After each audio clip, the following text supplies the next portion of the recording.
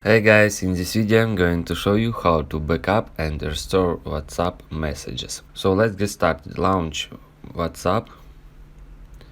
Then if you use Android device, tap on three lines at the top right corner and then tap on settings. If you use iPhone iOS device, tap on the settings at the bottom right corner. From now, any steps as for Android as for iPhone iOS device are the same. We should select chats. You should find chat backup and select it. Here you will see include videos.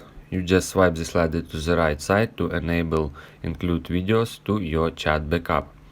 Then you should just tap on auto backup and select how much you want to backup monthly, weekly or daily. For example, daily.